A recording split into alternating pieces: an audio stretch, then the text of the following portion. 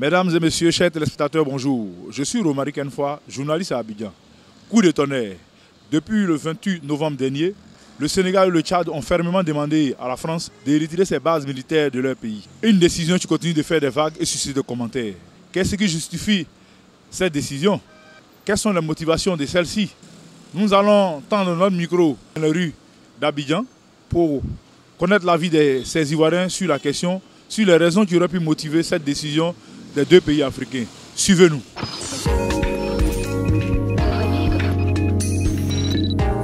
Je suis M. Adja Olivier Aristide à l'état civil.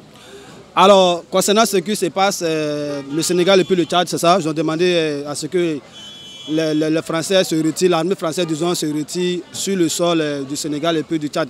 En réalité, c'est une très bonne initiative que je salue d'ailleurs, parce que l'armée française était là pour couvrir les intérêts français après l'indépendance.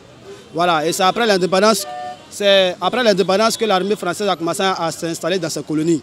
Mais 60 ans après, 65 ans après, où les pays sont en train de fêter leur indépendance, jusqu'à présent, on remarque la présence de l'armée française. On se pose la question. Après plus d'un demi-siècle, dans un pays, pourquoi votre présence? Qu'est-ce que la France cache avec son armée? Est-ce que la Grande-Bretagne qui a colonisé le Ghana et autres a son armée dans ses colonies? Est-ce que tous ces pays-là qui ont colonisé l'Afrique ont leur armée dans leur pays, sauf la France? Alors beaucoup se posent la question de comprendre à quoi sert l'armée française au juste dans les différents pays. Aujourd'hui, on prend le cas de la Côte d'Ivoire, ce qui s'est passé en 2011. On voit une implication réelle de l'armée française dans la crise post-électorale ici en Côte d'Ivoire, avec l'armée française qui a déporté soi-disant un camp pour aller vers un autre. Et là, nous crions un peu à une colonisation armée, l'armée française en train de couvrir les intérêts de la France, en train de piller un peu le sol ivoirien, un peu comme le sol aussi dans tous les États, parce que la France ne peut pas rester à quelque part sans ses intérêts. La France n'a pas d'amis, la France n'a que ses intérêts. Donc vraiment, la jeunesse aujourd'hui, la jeunesse africaine demande le départ total même de tout ce qu'on appelle la colonisation, de tous les effets de la colonisation, l'armée, les sociétés françaises qui sont encore dans le sol africain, qui sont sur nos pieds. Aujourd'hui, les gens disent, plusieurs sources demandent que l'armée française, au niveau du Sahel, avec l'opération Barkhane et Tabouka, l'armée française ont vraiment déployé certains rebelles dans certains coins au niveau du Mali. Aujourd'hui, le Mali s'est révolté à cause de ça. Même au Tchad aujourd'hui, l'armée française est impliquée. En Côte d'Ivoire ici, l'armée française est impliquée dans plein de choses qu'on ne pourra pas citer. Le convoi n'en pas fini. La nuit, les chars français passent en n'en pas fini. Qu'est-ce que la France cherche aujourd'hui sur le sol ivoirien, ou bien sur le sol sénégalais ou bien tchadien? C'est ça qui est la question. Donc que la France se retire totalement de tous ces contrées-là, que la France déménage avec son armée et déménage aussi avec ses contingents. Moi, c'est Douo Dagou Célestin, professeur au lycée technique d'Abidjan. En tant qu'observateur de la scène politique, je vais donner mon avis.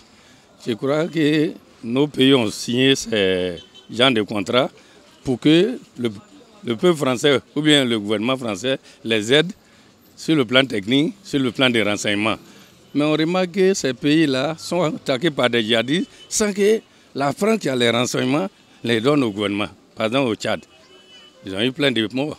Donc c'est ce qui a motivé les présidents à changer de politique.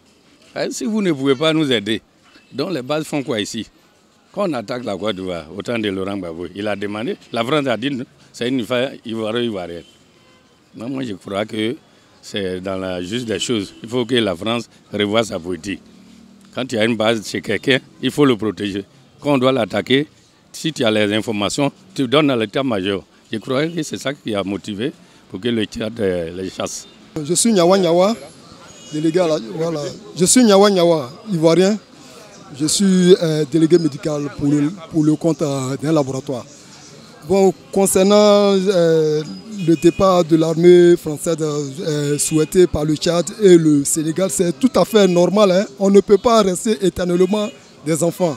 Depuis les années 60, l'armée française est présente en Afrique.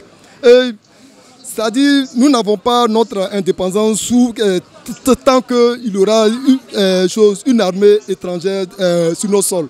Donc cela va nous empêcher même à voter des budgets qui vont nous permettre à se développer. Donc imaginez-vous un jour que l'armée russe elle se retrouvait sur le sol français, quelle sera la réaction des Français?